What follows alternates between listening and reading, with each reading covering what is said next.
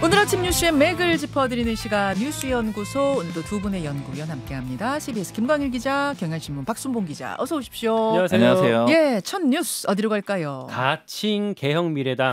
이낙연 대표 중심의 새로운 미래가 있었고, 그리고 민주당 탈당파 원칙과 상식 주축으로 미래대연합이 있었는데, 이 두 세력이 공동 창당을 하는데 합의했네요. 네, 그렇습니다. 둘 다 창당 준비위원회 단계였잖아요. 네. 근데 창당을 같이, 그러니까 정확히는 말씀하신 것처럼 공동 창당을 하기로 했습니다. 예. 당명을 공모를 받을 예정이라고 하는데 그 전까지는 개혁미래당이라는 이름을 쓰기로 했습니다. 그러니까 제가 지난주에 말씀드렸듯이 제3지대가 지금 두 덩어리로 나눠졌어요. 네.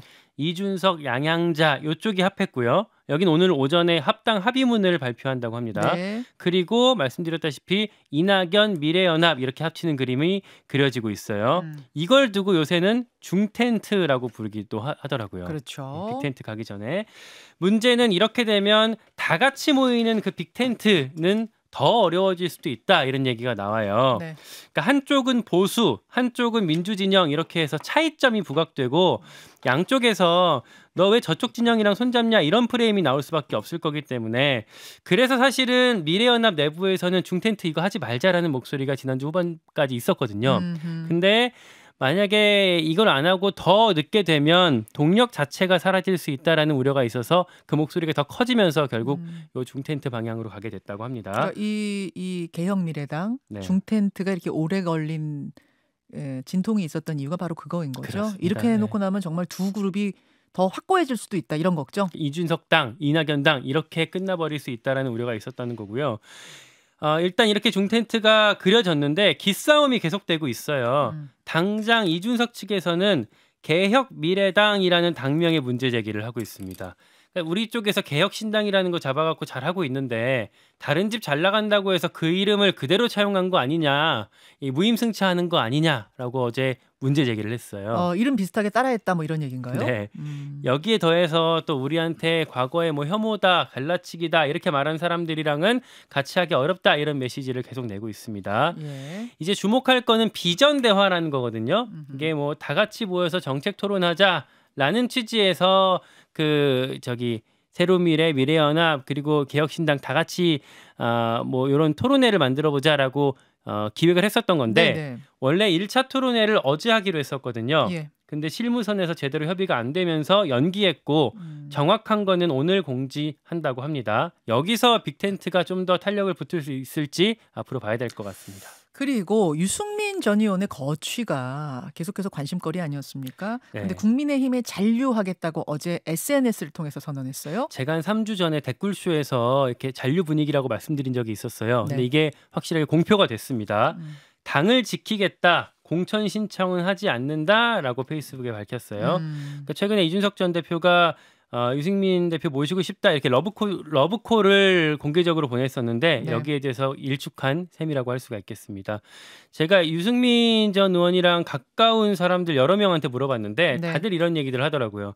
유승민 대표가 이준석도 결국 나중에는 국민의힘으로 돌아오게 될 거라고 판단하는 것 같다라고 얘기를 하더라고요. 결국에는 제3지대가 실패할 거라고 보고 신중론을 꾀하는 모습이라고 볼 수가 있겠습니다. 자, 그러니까 주말 사이에는 제3지대가 정치권에선 가장 주목받았어요. 박순봉 네. 기자는 어떤 부분에 주목하셨습니까? 아까 김준일 기자가 얘기를 해줬는데, 그럼 이제 김광일 기자가? 예. 네, 김광일 기자가 얘기를 해줬는데 죄송합니다. 이름 비슷해요. 네. 견고해지니까 힘들어진다, 이제 이런 점을 얘기를 해주셨잖아요. 네, 네. 그러니까 뭐 이낙연 신당, 그다음에 이준석 신당 이렇게 딱 프레이밍이 되면은 어려워진다, 이런 얘기를 했는데, 여기 한 가지 더 측면이 있어요. 그러니까 미래대연합 쪽에서 가장 좀 걱정을 했던 거는 프레임 문제입니다. 프레임. 네, 이렇게 민주당을 탈당한 두 민주당 탈당파들이 모이게 되면은 반 이재명 프레임이 씌워지게 된다라는 거예요. 그러니까 사실은 제3지대를 만들 때 제일 하고 싶었던 거는 반 윤석열 프레임인 거예요.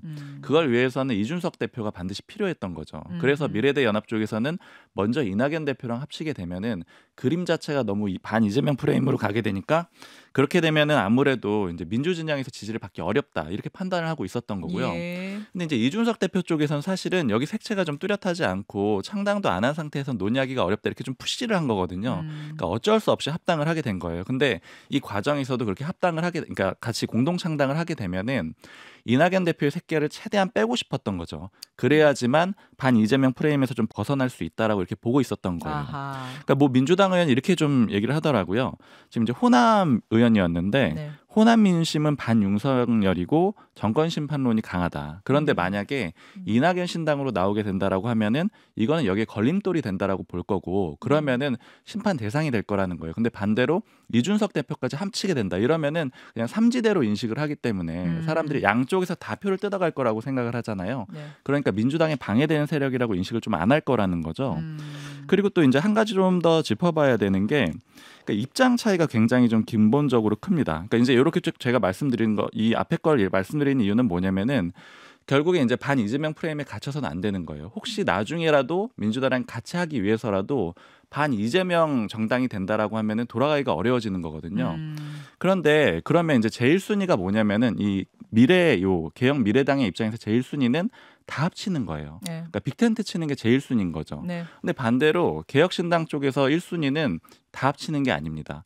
개혁신당 쪽에서 가장 우려하는 건 뭐냐면은 바른미래당처럼 되는 게 가장 걱정스러운 거예요. 일단 합쳐놨는데 합치고 나서 뜻이 안 맞는 거. 맞습니다. 네. 그러니까 바른미래당 형태가 어떤 거냐면은 대장이 2명 있는 형태였죠. 그러니까 그렇죠. 유승민당, 안철수당이 합쳐가지고 만든 정당인데 지금 그림을 보시면은 이준석당, 이낙연당이 합쳐지는 그런 그림으로 가고 있는 거잖아요. 그러니까 개혁신당 쪽에 모 관계자가 이렇게 얘기를 하더라고요. 합쳐놓고 시끄러워지면은 바른미래당 꼴이 난다. 그렇게 되면은 가장 안 좋은 건데 맨날 집안 싸움에서 나오는 메시지만 나갈 거고 기자들은 우리 정책 얘기 하나도 안 써줄 거다. 내부 싸움만 쓸 거다. 이렇게 걱정을 하는 거예요. 그래서 이게 좀 정리가 돼야 된다라고 보는 겁니다. 그러면 지금 주도권 싸움처럼 사실 보이는 면들이 있는데 싸우더라도 합치기 전에 싸울 거 있으면 다 싸우고 그래도 우리 같이 할 수 있겠다 싶으면 같이 하자 뭐 이런 거예요? 맞습니다. 그리고 대장이 2명인 걸 사실상은 이제 해석을 해보자면은 용납을 못하는 거죠. 예. 그러니까 예를 들자면 이낙연 신당, 이준석 신당 이렇게 대등하게 뭉쳐서 테이블에 같이 앉게 되는 상황이 되면은 너무 어렵다라는 거예요. 논의 자체가. 그래서 지금 이제 여러 가지 얘기들이 있는 게 그러니까 이준석 대표가 계속해서 좀 공격적으로 나오잖아요. 예. 이거는 물론 이제 주도권 싸움의 측면으로 볼 수도 있지만 안 되면 안 할 수도 있다라는 의미도 되는 거예요. 그리고 대표적으로 최근에 이런 얘기 했었잖아요. 그러니까 이낙연 전 대표한테 뭐 나 같으면은 저기 인천 계양을 나가겠다 이렇게 얘기를 했잖아요. 네. 그러니까 이것도 뭐 관계자가 해석을 하기로는 반명이시잖아요. 이렇게 물어보는 거라는 거예요. 그러니까 명확하게 그 어느 입장인지를 좀 드러내라. 이런 것들을 좀 하라는 거예요. 그러니까 어떤 색깔인지 우리가 명확하게 보고 그 다음에 받을지 맞추자. 말지 이런 것들도 판단해 볼 수 있다라는 네, 거죠. 네. 그러니까 결국 그리고 또 한 가지 측면이 있는 게 개혁신당 쪽에서 계속 나오는 메시지 중에 하나는 또 우리는 좀 젊다라는 거예요. 그러니까 지금 이제 모 관계자가 이렇게 표현하더라고요. 이제 그쪽은 어떨지 모르겠는데 지금 당장 우리는 이번 총선에서 어떻게 크게 의미를 내지 못해도 괜찮다. 이런 얘기를 해요. 근데 저쪽은 너무 급하게 합치려고 하는 게 아니냐. 그러니까 근본적으로 이런 입장 차이들이 있기 때문에 합당 자체가 좀 어려울 수 있다는 측면이 있고 하나만 딱 더 보면은 사랑의 짝대기가 좀 엇갈린 것 같은 그런 느낌이 들더라고요. 사랑의 스튜디오예요. 네, 이게 왜 그러냐면은 처음에 이제 개혁신당이 비판하는 걸 보고 좀 예전 생각이 났는데 그 양양자 신당이랑 합칠 때 둘이 네. 오렌지색으로 당색이 똑같았거든요. 그때 이준석 대표가 굉장히 적극적으로 양양자 대표한테 러브콜을 했었죠. 예, 예. 그리고 당 색깔 똑같이 발표했잖아요. 예. 그때는 크게 비판이 없었는데 이번에 이제 개혁자를 가지고 온 거잖아요. 네. 그것도 일종의 짝대기를 보낸 거거든요. 아. 근데 여기에서는 자기들은 왜 따라하냐? 따라하느냐 이렇게 나온 거잖아요. 그러니까 이런 것들도 좀 차별점이 있습니다. 그러네요. 그런 상황이네요. 오늘 이 이야기는 2부 한칼 토론에서 좀 더 풀어가기로 하고 다음으로 가겠습니다. 친명 친문 공천대전.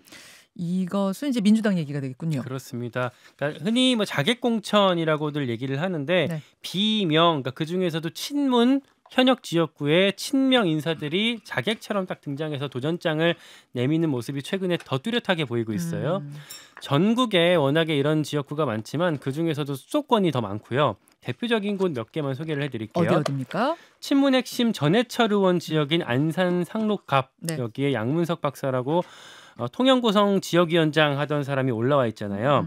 수박 자체를 깨뜨려 버리겠다라는 좀 심한 말을 했다가 이재명 체제에서 당직 자격 정지 3개월 징계를 받기도 했었는데 네. 이번에 예비 후보 자격 심사를 통과해서 공천 경쟁을 하게 됐습니다. 네.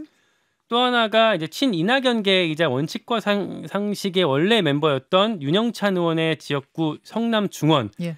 여기 이제 현근택 변호사가 포기했잖아요. 그렇죠. 그 자리에 이수진 의원이 출마 선언을 했습니다. 비례 이수진 의원. 네, 그러니까 현 변호사도 사실은 자객이라고 불렸었는데 자객 빠진 자리에 또 자객이 들어온 모습이고요. 그렇죠. 그러니까 원래는 이 이수진 의원이 서대문 갑에 준비하다가 서대문갑 불출마하겠다라고 선언을 했었거든요. 네. 그런데 그 다음 날 바로 이 중원에 출마를 선언하겠다라고 해서 좀 약간 갈짓자 행보를 보였습니다. 윤영찬 잡으러 왔다 이런 명분을 내세웠어요. 네. 그리고 이러는 중에 그러니까 친명 인사들 주축인 더민주혁신회의에서 임종석 전 실장이랑 이인영 의원 운동권 퇴진해라 이런 요구를 했고요. 또 하나 친명 원외 예비 후보들의 후원회장을 친명의 모 최고위원이 맡으면서 뭐 불공정한 거 아니냐 이런 지적이 의원들 단톡방에서 붙기도 했었습니다. 네, 네. 그리고 이재명 대표가 직접 이현주 전 의원 복당을 요청한 게 드러났잖아요. 그렇죠. 이것도 이런 어떤 갈등에 기름을 끼얹은 분위기라고 할 수가 있겠는데 이현주 전 의원이 사실 아주 예전에는 친문 인사 이렇게 분류가 됐었는데 당 주류랑 갈등하다가 이제 나갔잖아요. 그 다음에는 뭐 문재인 저격수로 활동을 했었는데 예전에 뭐 문재인이 최순실보다 못하다 이런 발언까지 하기도 했었거든요. 그러다 보니까 친문들 사이에서는 야 이렇게까지 가면은 우리 학살하는 거 아니냐라고 하면서 물밑에서 좀 부글부글하고 있고요. 네. 다만 예전처럼 막 스크럼 짜고 막 우리가 단체 행동하고 이런 분위기는 아니에요. 힘이 이미 한쪽으로 많이 기울었기 때문이기도 하고 싸워줄 만한 사람들이 이미 다 탈당해버렸다. 뭐 이런 얘기도 당에서 나오고 있습니다. 자, 민주당의 기류 설명해 주셨어요. 박순봉 기자는 어디 주목하셨습니까? 이재명 대표 신년 메시지에 과연 요 내부에 관한 얘기가 나올까? 이게 좀 주목이 되거든요. 네. 왜냐하면 이제 31일로 예정이 돼 있어요. 근데 어제 이재명 대표 측에 물어봤더니 몇 명한테 물어봤거든요. 근데 아직 정해진 건 당연히 아닌데 총선이 무엇보다 중요하다 이런 쪽으로 메시지가 나올 것 같다라고 하고 이제 내부 문제는 당장은 입장을 안 낼 거라는 거예요. 물론 이제 질의응답 과정에서 나올 수는 있다 이렇게 얘기를 하고 있습니다. 근데 그러면 왜 자꾸 이런 얘기들을 안 하느냐?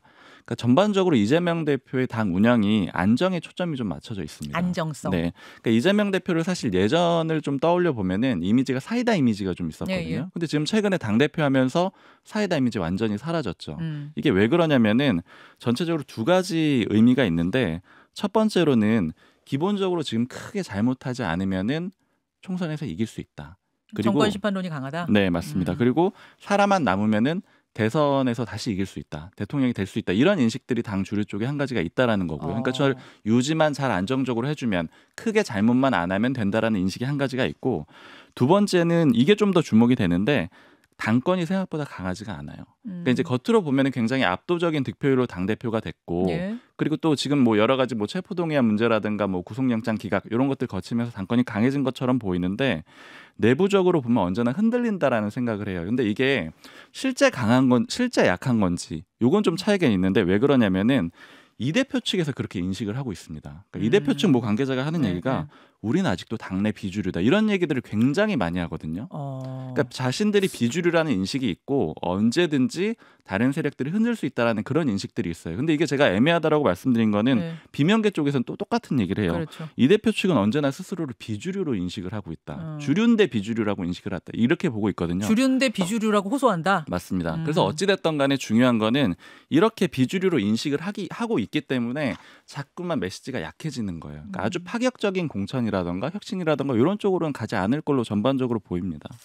그러니까 일부러 기름을 끼얹어서 불을 지핀 행동하지 않고 안정성을 찾고 가겠다. 뭐 이런 맞아요. 전략이란 말씀. 그리고 삼정당도 한 가지 좀 문제는 있어요. 왜냐면은 지금 실제로 만나보면은 공천 안 되면 나갈 것 같다라는 그런 식의 기류를 풍기는 의원들이 꽤 있거든요. 그래요. 그러니까 이런 것들도 결국에는 예. 불을 붙지 않게 하려는 그런 지도부의 움직임에 영향을 주는 것 같습니다. 자, 일단 정치권 뉴스 여기까지 보고 어제 북한이 한 아침 8시쯤에 순항미사일 여러 발 쐈어요. 이거 짧게 정리해 주십시오. 네, 원래 이게 탄도미사일이라고 하면 직선으로 쫙 올라갔다 내려가는 거잖아요. 이제 순항미사일은 이게 타원형 혹은 팔자로 이제 그리면서 날아가는 거라서 포착하기가 더 어려운데 요거를 어제 순항미사일을 동해상으로 쐈어요. 그리고 요것도 타원을 그리면서 날아갔다고 합니다. 예. 발사 장소가 주목이 되는데 함경남도 신포였어요.